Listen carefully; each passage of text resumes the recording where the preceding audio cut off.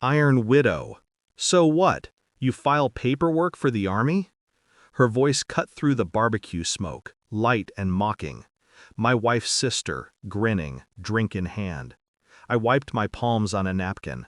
No, I said, I fly. She laughed. Oh yeah? What's your call sign? Iron Widow. The laughter stopped. Her father, my father-in-law, froze mid-bite. Retired Navy SEAL, 30 years, 3 tours, a wall of medals. He stared at me like I'd just pulled the pin from a grenade. Girl, he said to his daughter, apologize, now. That was the moment everything changed. She frowned, confused.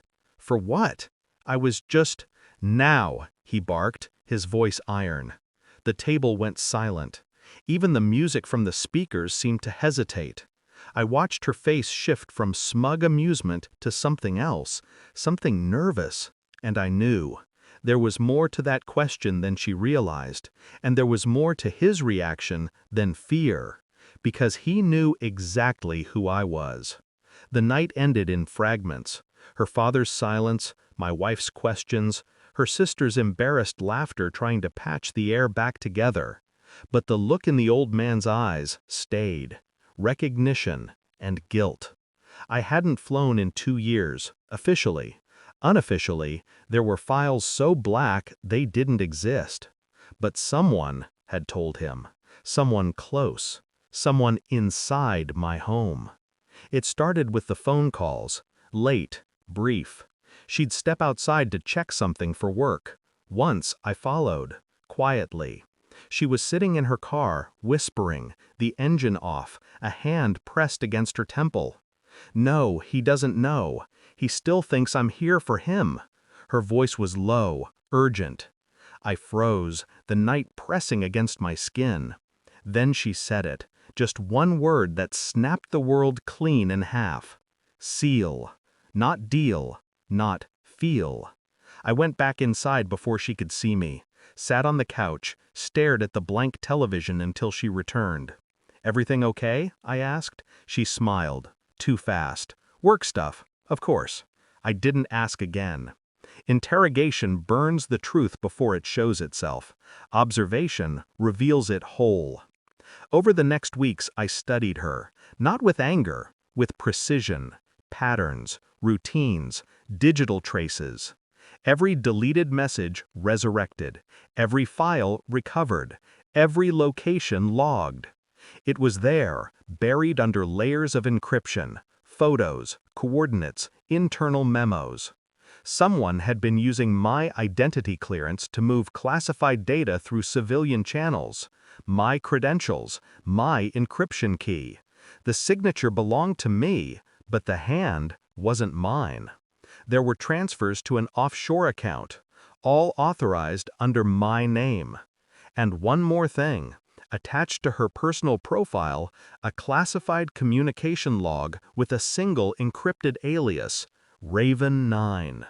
That was her father's old call sign. The betrayal wasn't infidelity, it was espionage.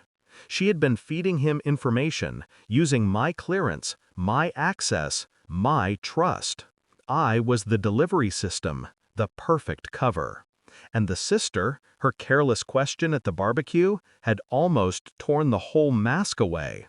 I didn't confront her immediately. Patience is a blade that sharpens itself in silence. I needed proof strong enough to bury them both. I staged an inspection, re-accessed my classified clearance through a secondary server, sent a ping through a dead channel only I knew existed. It was a trap, a silent alarm disguised as routine data transfer. Within an hour, I had a trace. The signal bounced through her device, rerouted to a secure military archive, and then straight to him, her father. They weren't just leaking data, they were selling it, and they had used my name to do it. I didn't sleep that night, didn't drink, didn't move. I just sat in the dark, listening to her breathing beside me. So steady, so peaceful. Every breath she took was borrowed. 2 days later, I filed an anonymous report under an old operational identity. Iron Widow was more than a call sign. It was a protocol, one designed to isolate and neutralize internal threats through exposure, not violence. Once activated, it triggered an automatic data audit across every connected military system, every unauthorized access point flagged, every participant logged, every transaction linked. By dawn, the net had closed. She came home early that morning, eyes red, breath shaking. "Something happened," she whispered. "Dad's under investigation. They think someone hacked his accounts." I nodded slowly. "Strange," I said. "You think it was me?" Her head snapped up. "What? I mean, you used my access, my ID, my files. Maybe they traced it." Her face drained of color. She stepped back, stumbling into the counter.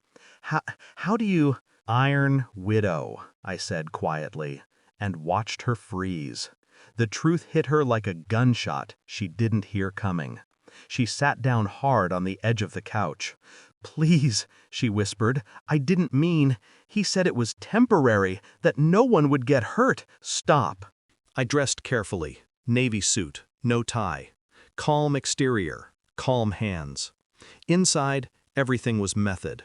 Cold, clean method. The party was held at a private villa, his place. Everyone from her office was there. Music, champagne, small talk about quarterly targets and team spirit. Then he approached me, the man who thought he owned her, the man who thought I didn't know. "Tomorrow, your wife will go on vacation with me." His tone was smug. The room half listened, half laughed. My wife smirked. I agree. That's when I stood up, walked out, came back, and set the folder down. It wasn't a weapon in my hand, it was truth. The folder hit the table with a sound sharper than glass. The music faltered. I opened it just enough for her to see the first page, bank transactions, then photos, then the flight confirmation. Her color drained. He laughed nervously. "What is this, some kind of joke?" I looked at him, then at her. No joke. I turned the page, DNA results, financial transfers, her emails, his messages. A quiet gasp spread through the room like infection. My wife's voice broke first. How did you?"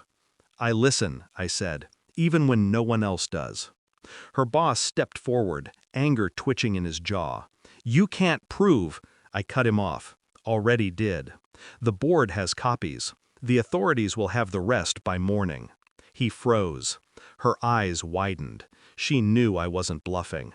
That's when I leaned closer, voice almost a whisper. "You thought I didn't see you, but I was never blind. I was waiting." The silence stretched. Everyone watched. I looked at her one last time. "Enjoy your vacation," I said. "You've already paid for it." Then I walked away. Outside, the night was still. I could hear my heartbeat again, slow, steady, disciplined. In the reflection of the car window, I saw myself, calm, expressionless, the kind of face you see once and never forget. She ran after me once, calling my name, begging to explain. I didn't turn. Her voice broke against the sound of my engine starting. Later, at home, I poured a drink and watched the firelight dance across the living room. The folder lay open beside me, the edges curling from heat. I didn't need it anymore. The truth had already done its work. Betrayal is loud when it starts, but when it ends quietly. I burned every page, watched the flames eat their lies one by one until all that was left was ash. I wasn't angry anymore. Anger implies connection. What I felt was something purer, freedom. They would wake tomorrow to headlines, fraud, embezzlement, corporate scandal.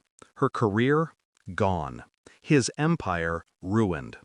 And they would know I hadn't shouted, threatened, or begged. I'd simply turned the lights on.